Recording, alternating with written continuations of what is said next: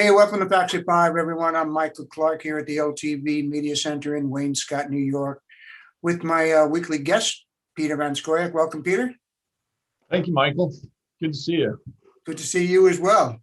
Been a long, interesting week, and onward we go. But this happens to be our last Facts at 5. We're kind of moving on to another platform, as you know. Starting on April 21st, for all of our viewers out there, we're starting a show called Ask the Supervisor. It'll be Wednesdays at 2 o'clock. It'll be a live call-in show where people get to talk to you directly, ask you questions, what's going on in the town, going on in the government, anything. Who's going to win the World Series? I think you're open to anything, Peter. Is that correct? Well, yes, I am. And pretty much everything comes across my desk anyway. So looking forward to it and looking forward to hearing from the public and being able to gauge directly. Right. And I'll be on there helping to moderate the situation and to field the callers who, again, the number will be up on the screen where the callers can dial in directly. But if not, I'll have a laptop in front of me and people will be able to email. For those of you that are shy, they can email the question and I can read them live on the show as well. So it'll be evolving as we go. We'll see how it goes, but I think it's a real good opportunity for people to reach out to you directly. And you've always been one to really been comfortable with speaking individually with people. So I think it's going to be a lot of fun. Yeah, and I have to say, it's one of the things I really miss, and I'm sure others do too, that during this time of the pandemic that we've been isolated and we haven't been out publicly, and there are people that we haven't seen. I know just working the vaccination center, multiple days that I see people I haven't seen in a year or more, and it's really great to catch up a little bit. And it's one of the things I miss as a public official, is being out at public events where many times people will approach me and they'll want to talk to me when they see me, hey, I've had this idea and what do you think of this, or what can be done about this problem? And having that direct engagement is a great opportunity. But during COVID, haven't had many opportunities other than, the town board meeting, having people call in there. So I'm looking forward to it. I think it'll be instructive, and I'll get to hear from the public what's on their mind, and hopefully I'll be able to spread some information about a number of different topics and concerns within the town.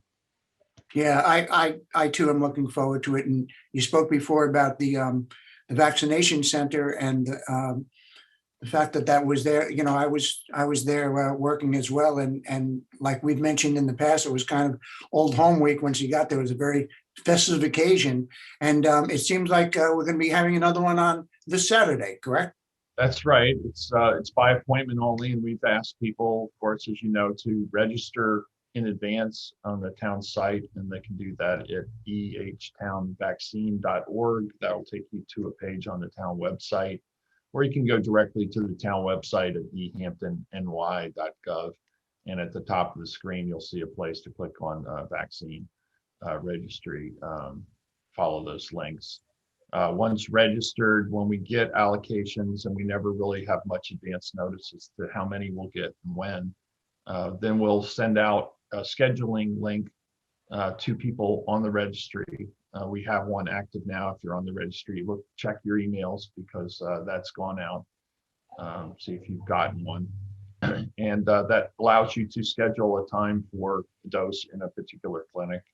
Again, this is by appointment only. But if you haven't been vaccinated yet, and of course, the age groups drop now to 16 and older. So there's a whole new supply of people looking for vaccinations. In addition to the town site, of course, there's the Stony Brook Medicine location at Southampton College, which is a mass vaccination center sponsored by the state that was set up a couple of weeks ago. So they're actively giving vaccine. And just to make it clear to folks, because it is in the news, this is not the Johnson & Johnson vaccine, correct? This is Pfizer as well? The town site's only been giving out Pfizer. I think Stony Brook Medicine and the county have been doing Pfizer and Moderna, depending. And unfortunately, one of the efforts that we'd undertaken was to identify and get vaccine for those folks that are homebound. They physically cannot really leave their home due to medical conditions, mobility issues. And the Johnson and Johnson being a one-dose vaccine and not having to be monitored at a very specific temperature range was very much the preferred vaccine to be able to give. In fact, Pfizer is extremely difficult to coordinate logistically to give to homebound folks. So unfortunately, that program got suspended while they sort through. It's likely that we'll have approval again. The very few number of cases, over 7 million vaccinations given. I think 6 people had reactions. They were all in a specific category of women, I think from 18 to 48 or 16 to 48 years old, who had reactions. So less than a 1 in a million chance. And of course, they took a pause because they want to make sure that there aren't any bad side effects and determine whether in fact those side effects are related to the vaccine. So there's a pause right now.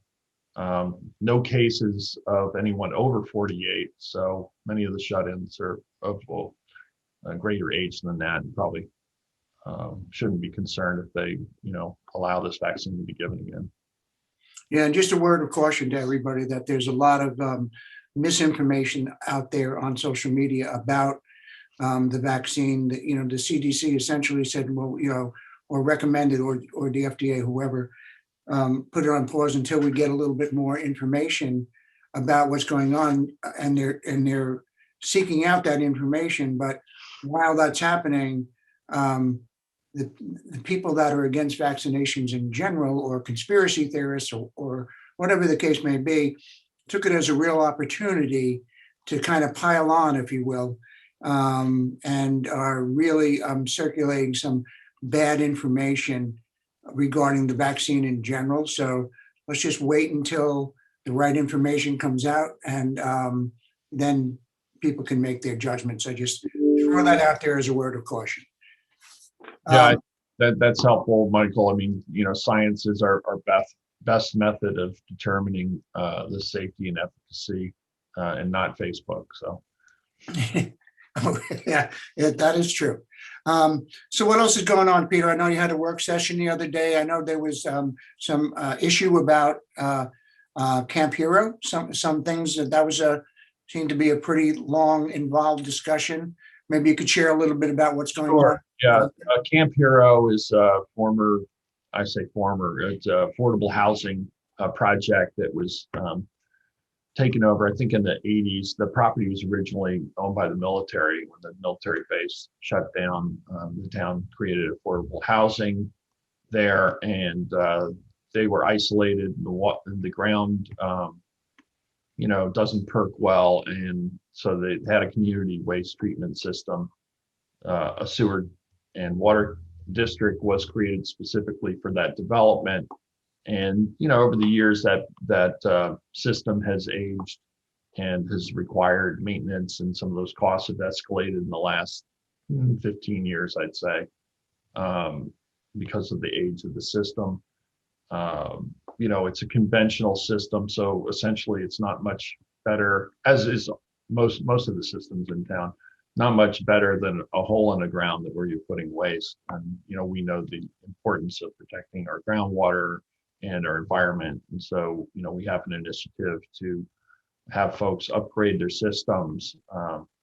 So there was a discussion about having CPF funds pay for the upgrade of that system there, look at, alternative systems that would reduce the impacts to groundwater and surface water. So that's going to be an ongoing discussion. The board was supportive of hiring an engineer to check, feasibility and come up with a plan for that system. We also had a discussion about New York stretch code, which basically we have imposed, energy conservation requirements in the construction of new homes and major additions.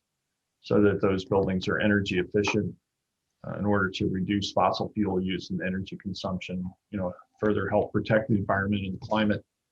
And so we had a discussion about further improving the energy efficiency of buildings going forward so that we can chart a course towards 2031 and meet our renewable energy and fossil fuel reduction goals.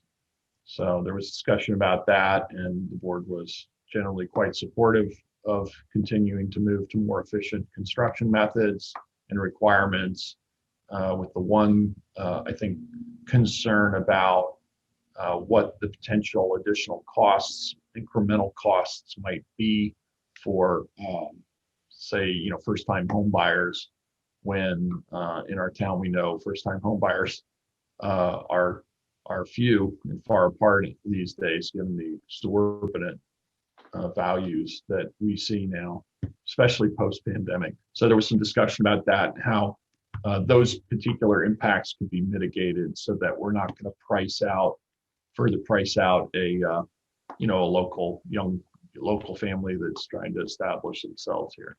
So that was the only sort of I think real concern the board had. So we're going to look at that further and see if there are ways to overcome that. Okay, well, we look forward to hearing a little bit more about that. And Peter, we've just about run out of time. I just wanted to just take a moment to thank you for during this time, week after week, coming on here and just sharing your views, letting the public know what's going on Facts at 5, and trying to share as much information as you can. And I hope that it's been good for you to step away for a few minutes anyway, once a week to join us. And I think I really look forward to working with you on the new Ask the Supervisor campaign that we'll be putting together this week. This week coming up on April the 21st, and really looking forward to what we can pull and make out of that. Well, the pleasure's been mine, Michael. It's been a great opportunity to get information out to the public about topics that are important to us all, and it wouldn't be possible without LTV. It's amazing that we have this asset, LTV, right in our own community, the best public access television station in the country, bar none. You've really helped us through the pandemic. You've provided the platform to get the information out. You've put out, emergency notifications on the crawler and updated people as to how they can get vaccinated and all of that. It's just been a fantastic resource, and I can't say enough about LTV. So thanks again for this opportunity. Well, thanks, Peter. I guess so. You and I will speak, if not beforehand, next Wednesday at 2:00, and we'll see. Call in with your questions, folks. You'll see the number on the screen, and it's going to be a lot of fun. So until then, take care. Signing off on Facts at 5, and onward to Ask the Supervisor. Thank you, Michael. Stay safe, everyone. Take care.